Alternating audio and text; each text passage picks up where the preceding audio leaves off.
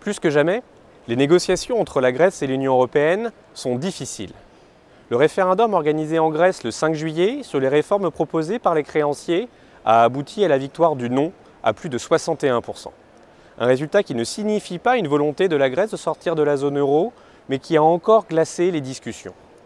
Une nouvelle réunion de l'Eurogroupe et un nouveau sommet de la zone euro se sont tenus le 7 juillet, sans progression notable. Hier, ici même au Parlement européen, le Premier ministre grec est venu s'exprimer devant des eurodéputés attentifs, mais divisés. Or, naturellement, le temps presse pour trouver un accord et éviter le spectre de plus en plus plausible du Grexit. Athènes doit 1,6 milliard d'euros au FMI depuis le 30 juin et devra rembourser 3,5 milliards d'euros à la BCE avant le 20 juillet. Des créances à honorer impérativement pour éviter le défaut de paiement, synonyme de sortie de la zone euro. Une perspective aux conséquences évidemment lourdes pour la Grèce, dont le niveau de pauvreté atteint déjà des records, mais aussi pour l'Europe, dont le processus d'intégration subirait un revers sans précédent. Quelle issue pour la crise grecque? Quel avenir pour la zone euro? Ce sont les sujets à la une de ce nouveau numéro de Toute l'Europe en débat.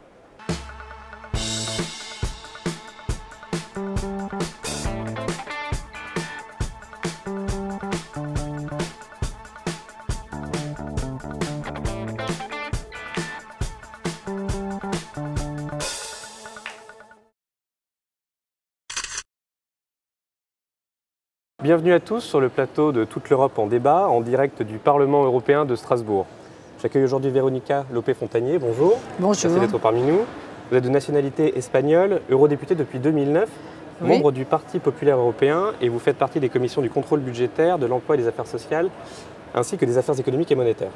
En face de vous aujourd'hui, Emmanuel Morel, bonjour. Bonjour. Merci d'être parmi nous également. Vous êtes socialiste français, membre du Parlement européen depuis l'an dernier. Et vous faites partie des commissions du commerce international et, comme Madame Lopé-Fontanier, des affaires économiques et monétaires. Alors bien évidemment, il s'agit d'une nouvelle semaine capitale pour la Grèce et pour l'Europe. Après le référendum grec de dimanche, les discussions ont repris entre Alexis Tsipras, ses créanciers et les autres dirigeants européens. Une aide financière a été demandée et un nouveau programme d'aide, un nouveau programme de réforme va être rendu public dans les heures qui viennent aujourd'hui, jeudi 9 juillet. Un nouveau sommet de la zone euro, plus décisif que jamais, s'annonce dimanche. Hier, Alexis Tsipras était ici, dans ces murs du Parlement européen, et a déclaré vouloir un compromis, je cite, honorable. Emmanuel Morel, je me tourne vers vous en premier. Ma question sera très directe. Le Grexit sera-t-il évité? Mais il faut tout faire pour éviter le Grexit. Ce n'est pas seulement d'ailleurs une question économique ou financière, c'est une question politique. Quelle est concrètement l'image que nous voulons donner de l'Europe? Quelle Europe nous voulons construire? Si l'Europe, ça n'est qu'une cour de discipline budgétaire qui sanctionne les États soi-disant récalcitrants, alors on ne va pas s'étonner que les peuples se détournent progressivement de l'Europe. Donc éviter le Grexit, c'est un objectif politique. Après, on peut le faire, on doit le faire et on peut le faire. Il y a des solutions concrètes, raisonnables pour l'éviter. Alexis Tsipras a tracé une voie hier. Il est apparu comme quelqu'un, je crois, de sérieux et de modéré. Et la balle est dans le camp, en réalité, des dirigeants de la zone euro. Moi, j'ai bon espoir parce qu'encore une fois, je pense que rien ne serait pire pour l'Europe, pour l'image de l'Europe, qu'une sortie de la Grèce de la zone euro. Madame Lopé-Fontanier, je vous pose la même question. Est-ce que la lassitude, j'ai l'impression, des créanciers, de Jean-Claude Juncker, des conservateurs plus généralement, peut être surmontée et une entente peut être trouvée avant dimanche? Moi, j'espère qu'on va pouvoir réussir à avoir une solution bonne pour tous, bonne pour les Européens, bonne pour les Grecs, mais c'est convenable pour tous. Il faut que continue l'euro, c'est important, et de toute façon, même s'il y avait le Grexit, ça continuerait l'euro, mais moi je crois qu'il faut appuyer les Grecs. Mais je ne voudrais pas dire que hier, le président Tsipras a donné une impression de personne sensée, raisonnable. Je ne suis pas du tout d'accord avec cette impression. Je crois que tous on attendait ou on espérait plus qu'attendre qu'il donnerait des conditions, qu'il parlerait de ce qu'il veut faire. Et en réalité, il n'a rien dit. Il a continué à être très vague Et je crois qu'on voudrait quand même avoir un ministre ou un chef d'État plus sérieux qui peut-être, c'est le problème qu'on a avec la Grèce en ce moment. Il faut faire des réformes, c'est très important, comme on en a fait dans les autres pays, comme on a fait en Grèce, comme on a, au Portugal, comme on a fait en Espagne, comme on a fait en Irlande. Et je ne sais pas s'il est très décidé, le président Tsipras, à faire ces réformes. J'espère pour tous, pour le bien de tous, que ça va se faire. Mais j'ai certains doutes. Mais les niveaux de pauvreté et de chômage atteignent des niveaux records en Grèce. Est-ce que certains pays comme l'Allemagne, les Pays-Bas, les pays baltes ne font-ils pas preuve d'un peu trop de dogmatisme vis-à-vis de la Grèce Il y a des Grecs qui manifestement souffrent énormément. Oui, mais c'est pour ça qu'il faut faire la différence entre ce que font le gouvernement grec ou ce qu'il ne fait pas et ce qui se passe avec le peuple grec. Hein. Je crois que c'est très important d'aider les Grecs. Il faut qu'ils sortent de la crise, mais il faut faire ces réformes structurelles pour qu'ils aient plus d'emplois. Mais quel est le problème de la Grèce? C'est que le problème de la Grèce, l'administration n'existe pratiquement pas. Il y a une organisation très mauvaise et ça ne vient pas de M. Tsipras, hein. Ça ne s'est pas fait en 6 mois.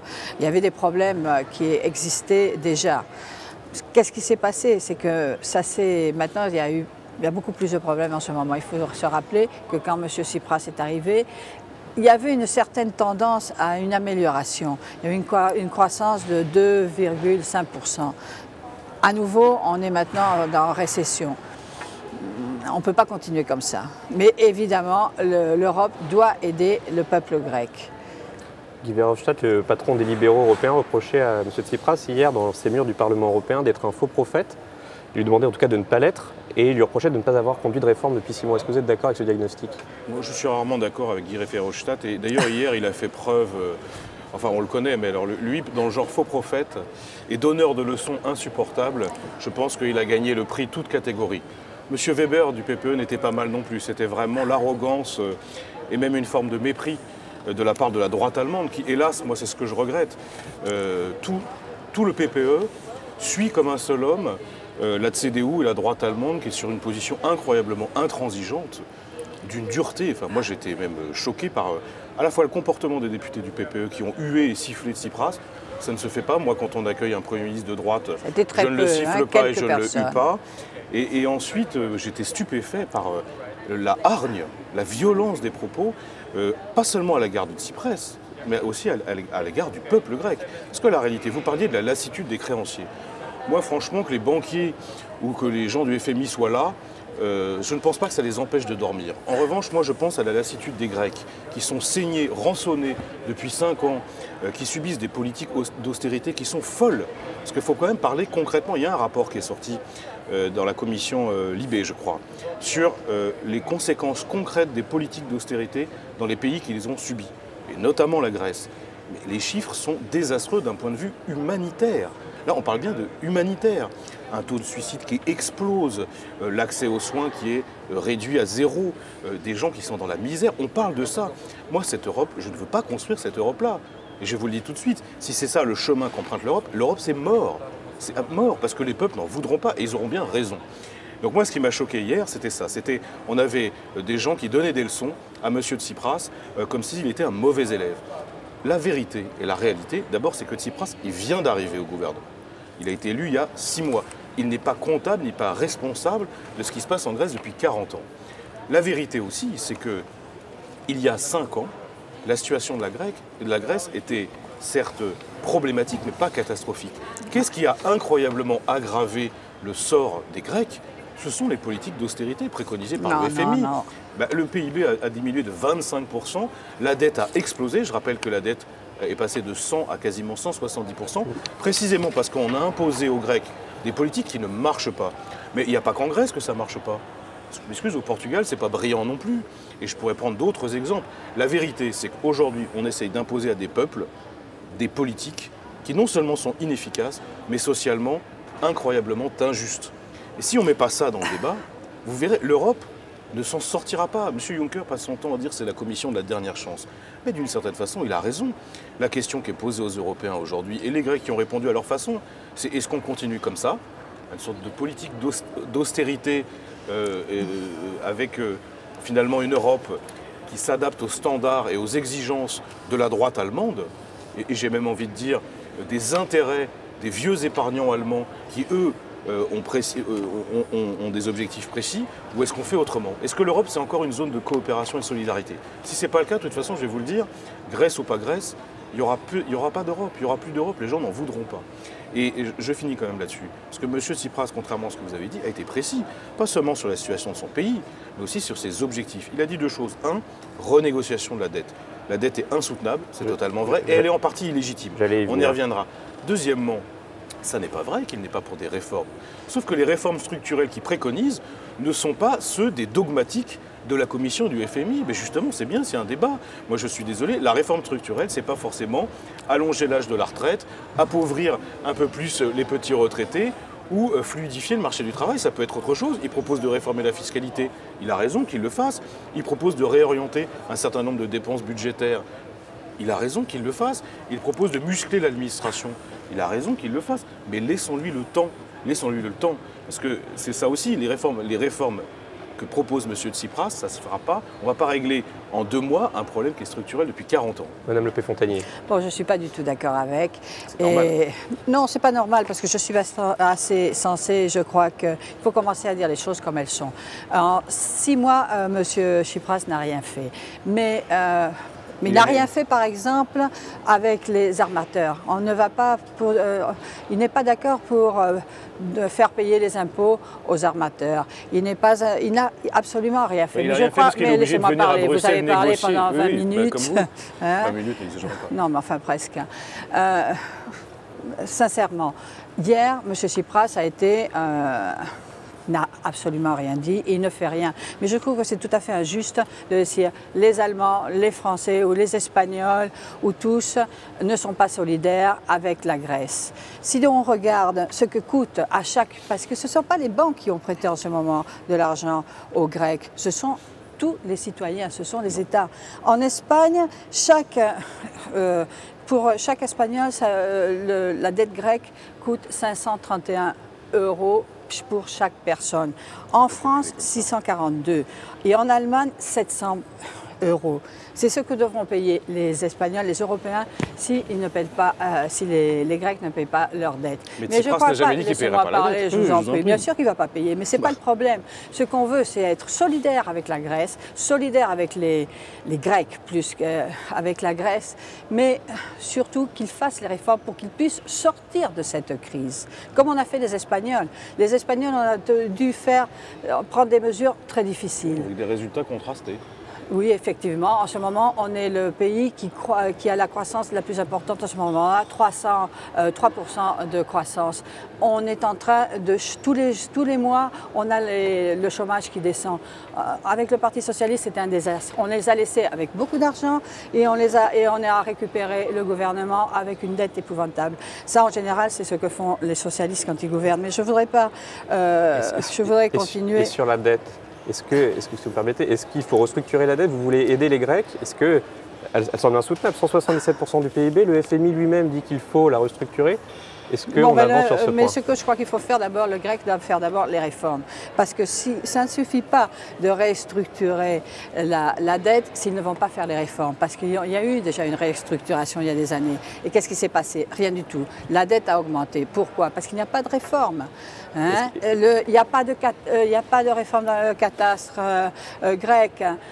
Les armateurs ne paient pas d'impôts. Ce sont simplement les personnes ont une retraite, peuvent prendre la retraite à 60 ans.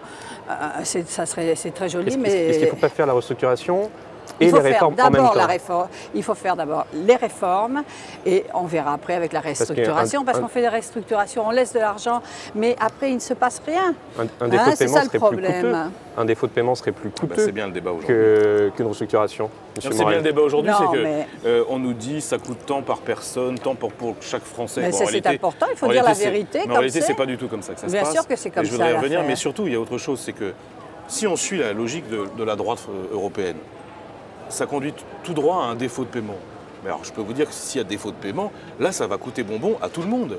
Donc, de toute façon, le rééchelonnement Et la renégociation de la dette me paraît plus raisonnable et coûtera moins cher. Mais si les Grecs ne font pas les réformes, ça va être toujours la même chose. Mais les réformes. Hein? Moi, si c'est une réforme du cadastre, il faut faire les réformes. Mais les réformes de tout. Si c'est une réforme fiscale et sociale évidemment, aussi. Mais la vérité quand même sur cette dette, c'est que pourquoi elle a augmenté à ce point dans les 5 dernières années? C'est parce qu'on a imposé aux Grecs des politiques qui sont tellement folles qu'ils ont été incapables de relancer l'activité. Et tout l'argent qu'ils gagnent, ils le mettent pour rembourser non pas la dette, mais les intérêts de la dette. Ça ne peut pas continuer comme ça. Mais les autres pays sont en train de rembourser un taux beaucoup plus grand. Non, c'est pas vrai. Les taux de la dette grecque sur certaines parties sont totalement délirantes. Donc de toute façon, il faut évidemment allonger la maturité de la dette, mais ça c'est totalement possible.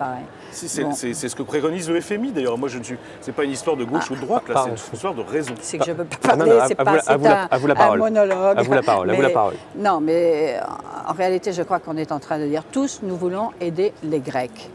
C'est intéressant pour eux et pour nous. Ça, c'est une chose évidente. On veut qu'ils restent dans la zone euro, mais ils ne pourront pas continuer à avoir l'administration qu'ils ont. Parce que ça va de pire en pire. Quand ils ont commencé à faire des réformes, on a vu qu'ils ont commencé à avoir de la croissance. Quand est rentré M. Tsipras au pouvoir, il a tout supprimé et à nouveau on est en récession. Et ça ne peut pas continuer. Je suis d'accord avec vous qu'au début, la Troïka a été trop forte. Mais c'était... On a eu la législation antérieure dans la commission, on avait approuvé un projet sur la Troïka, que d'ailleurs c'était un socialiste espagnol qui a fait le projet. On a tous voté en faveur. Qu'est-ce qu'on disait? Quelle était la conclusion de ça? C'était intéressant la Troïka, c'était nécessaire, mais que si on le refaisait maintenant avec l'expérience qu'on avait prise, on s'occuperait plus des affaires sociales. Et ça, c'est vrai, ce qui s'est fait. Bon, mais on a appris de l'expérience. Mais ce qu'on ne peut pas faire, c'est qu'on peut demander à certains pays de faire des efforts comme ils ont fait, comme ont fait les Portugais, comme ont fait les Irlandais, qui sont sortis de la crise avec difficulté, mais avec des réformes. Et maintenant, qu'est-ce qu'on va? On va aux Grecs, on va continuer à leur donner de l'argent sans exiger qu'ils fassent ces réformes. Ça, qu'est-ce qui se passe? Après, c'est des voix pour le Front National, c'est des voix pour l'extrême gauche, comme on l'a vu hier. Qui appuyait M. Tsipras? Madame Le Pen et les communistes. Non. Pourquoi? Non, mais ça c'était clair. Mais moi, j'applaudis M. Tsipras, je ne suis ni communiste ni fasciste. Non, mais qu'est-ce qu'ils sont? Oui, mais vous regardez les discours, ça a été facile. L'extrême droite et l'extrême gauche. C'est toujours la même chose. Gianni Pittella, le président du groupe PSE, il a réaffirmé que l'Europe devait soutenir la Grèce. Il a proposé de renégocier la dette. Oui, mais tous, on a dit qu'il faut ah non, c'est pas ce qu'a dit M. Weber. M. Weber, c'était le maître de l'école qui donnait des leçons à un mauvais élève. D'ailleurs, avec un problème, parce que vous êtes espagnol, moi je suis français. Mais moi, si M. Weber, il venait me dire ce que la France ne fait pas bien, me donner des bons points et me donner des mauvais points, je peux vous dire qu'en France, les gens ne supporteraient pas ça. Et ils le supporteraient d'autant moins. Ils le supporteraient d'autant moins qu'on peut dire des choses sur chaque pays. Et moi, je peux dire aussi des choses sur ce qui se fait de bien en Allemagne et ce qui se fait de mal. Je pense qu'un des problèmes de cette crise aussi, c'est que si on ne fait pas primer la coopération et la solidarité sur cette logique folle qui résume l'Europe à des sanctions, à de la discipline, si on ne fait pas primer la logique de la solidarité, alors de toute façon, l'Europe que nous aimons, l'Europe que nous voulons, elle est foutue. Mais voyons, la solidarité aussi, il faut être logique. Les pays qui, avec leur effort, sont en train d'aider la Grèce économiquement, dont les Allemands, je ne suis pas ici pour défendre les Allemands, mais les Allemands ont laissé beaucoup d'argent. Comment explique un politicien, vous aussi et nous aussi, et nous on a été obligés de demander un crédit pour aider les Grecs. Parce qu'on n'avait pas cet argent, parce que nous aussi on était grecs. Oui, mais il y avait des pays qui avaient plus de problèmes économiques. Nous, on était en pleine crise économique. Et il a fallu donner de l'argent. Comment on va expliquer aux citoyens espagnols, aux citoyens français, aux citoyens allemands qu'on va continuer à prêter de l'argent et on ne va pas leur exiger de faire les mêmes mesures qu'on prend? Et comment vous allez expliquer aux citoyens espagnols que quand il s'est agi de sauver les banques, qui avaient fait n'importe quoi pendant des années, on a trouvé des centaines de milliards d'euros. Quand il s'agit de sauver un pays et un peuple, là, on ne trouve plus l'argent. C'est ça le problème. Non, parce que ça, c'est pas ça. C'est ça le problème de l'image de l'Europe aujourd'hui. Pourquoi on a essayé de sauver les banques? Parce que les petits, il y avait toutes les retraites dans les banques. Parce que là, c'est beaucoup de fonds de pension. Je ne peux pas parler. Laissez-moi intervenir si ça ne vous fait rien. Parce que c'est un peu... vous êtes en train il faut être un peu plus relatif. Hein. Les choses ne se font pas comme ça. En réalité, tous on veut aider les Grecs, tous on veut être solidaires, mais tous on doit répondre de nos actes avec nos citoyens qui ont prêté leur argent. On ne peut pas dire, bon, on va prêter l'argent, on va donner de l'argent plus, et ce sont les Espagnols, les Français qui vont payer. 600 € chaque Espagnol vont devoir payer si les Grecs ne font pas leur devoir. Et vous demandez, les Allemands, ils protestent. Évidemment qu'ils protestent, parce que comme disait le ministre des Affaires étrangères allemand au début, on disait on ne peut pas faire faire des promesses électorales avec l'argent des autres. Et c'est ça qui s'est passé. J'ai quand même un mot à dire sur ça, parce que M. Tsipras a eu raison de dire hier, la solidarité, elle s'est exercée dans l'histoire de l'Europe envers tous les pays. Quand il s'est agi d'annuler la dette grecque à la fin de la Deuxième Guerre mondiale, on l'a fait. Mais moi, je vais donner un autre exemple sur ce que ça peut être la belle solidarité européenne. Quand il y a eu la réunification de l'Allemagne, Allemagne de l'Est, Allemagne de l'Ouest, ça a coûté en transfert quasiment 1000 milliards d'euros à l'Europe. Tout le monde a été solidaire, tout le monde a été mis au pot, parce que l'objectif politique d'avoir une Allemagne unie, d'avoir une Allemagne prospère avec la parité entre les marques, c'était quelque chose qui nous faisait rêver, qui nous enthousiasmait.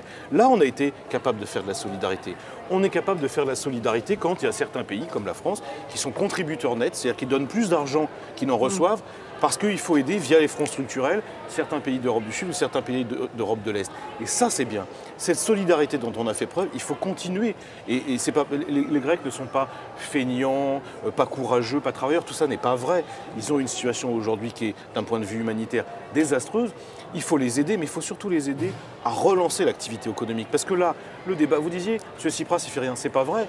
Il vient régulièrement pour négocier, il ne s'occupe que de son problème de dette, alors qu'il y aurait tant de choses à faire pour relancer le commerce, l'activité économique, exactement. Moi, je pense qu'il travaille beaucoup, comme tous les chefs d'État et de gouvernement, je vois qu'il y en a qui travaillent plus que d'autres. Mais alors, je voudrais vous demander quelque chose.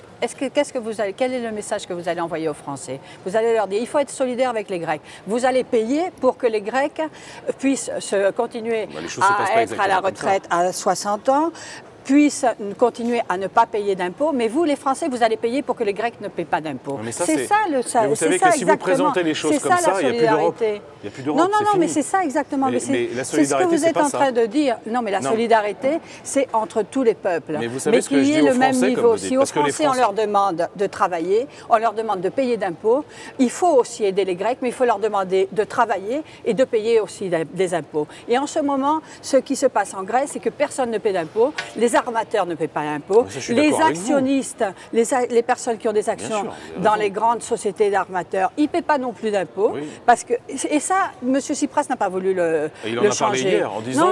Oui, mais justement, on lui a demandé. Les riches qui sont toujours favorisés, continuent à payer,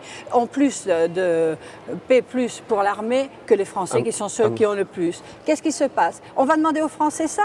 Demandez aux Français qui paient pour les Grecs, c'est ça exactement le message. Vous voyez bien qu'avec un discours, ça, je m'excuse, mais c'est le discours des égoïsmes nationaux. Et ça conduit à la catastrophe de l'Europe. Parce que vous savez ce que je leur dis aux Français? C'est pas de la démagogie. Il faut dire la vérité. Ce que vous dites, c'est de la démagogie. Non, c'est pas de la démagogie, c'est la vérité. En Espagne, on a travaillé. On est à nouveau en train de croître. On a de la croissance parce qu'on a fait des efforts très graves. On va dire aux Espagnols, non, vous avez fait des efforts.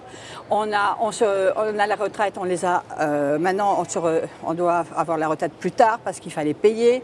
On est en train de payer plus d'impôts quand on ne voulait pas en payer. Mais on va continuer à donner de l'argent aux Grecs qui ne veulent pas travailler, qui ne veulent pas à la retraite. Non, le gouvernement. À mon tour de vous couper, je suis vraiment désolé, le temps presse déjà. Bah oui, j'aimerais avoir un mot de conclusion. Ah oui, moi aussi, j'aimerais non, mais je vous donne la parole encore une minute, mais j'interpelle. Mais une minute, il aurait fallu regarder le temps. J'interpelle sur le temps. Donald Tusk, hier, dans ses murs, disait que c'était la dernière chance et que l'avenir de la zone euro était en jeu. Est-ce que vous êtes d'accord? Un mot de conclusion, s'il vous plaît, l'un et l'autre. Est-ce que... Comment ça? Bien sûr que je suis d'accord. C'est pas seulement l'avenir de la zone euro, c'est l'avenir de l'Europe. En réalité, la crise, c'est pas une crise grecque, c'est une crise européenne. Et la question, c'est de savoir quelle Europe on va construire. Moi, je ne parlerai pas des Espagnols. Les Espagnols, ils s'exprimeront par leur vote aux prochaines élections. On verra s'ils sont contents ou pas contents. Mais moi, je vous parlerai des Français. Moi, je pense qui vont s'exprimer aussi la prochaine fois dans les votes. La plupart des Français aspirent à une autre Europe. Il y a 10 ans, quand ils ont voté non au traité constitutionnel, c'est parce qu'ils aspiraient à une autre Europe. Et précisément, cette haute Europe, c'est une Europe qui ne fait pas primer les intérêts du capital et les intérêts des riches, parce que c'est quand même ça le débat, aux intérêts du plus grand nombre. Les Français, vous savez, qu'ils soient de droite ou de gauche, ils aspirent à une Europe résolument plus sociale, résolument plus politique. Ça n'est pas ce qu'on construit aujourd'hui.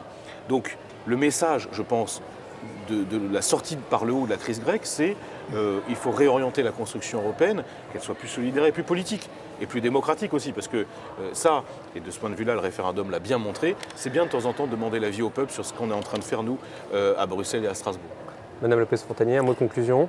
Oui, je crois que là, moi, je pense que l'euro n'est pas, et l'Europe n'est pas en danger, que reste la Grèce, que je crois qu'elle restera la Grèce, ou qu'elle sorte de la zone euro.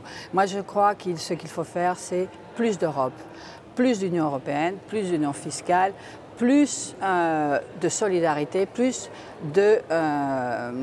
d'aide sociale, mais réelle. Il faut qu'il y ait moins de différences entre les États, plus d'emplois, et ça, je crois, et plus de croissance. Et ça, on va pouvoir l'avoir si on a plus d'Europe et plus d'union bancaire et plus d'union fiscale et plus d'union européenne. Je vous remercie beaucoup pour ces échanges extrêmement intéressants et vifs. Le temps est toujours trop compté. Toute l'Europe continuera bien entendu de suivre les prochaines étapes de la crise grecque avec la plus grande attention. Véronica Lopez-Fontagné, merci beaucoup. Emmanuel Morel, merci également. J'espère vous revoir très prochainement sur ce plateau. Enchantée. Tout de suite, place à l'interview du mois avec Édouard Ferrand, eurodéputé du Front National.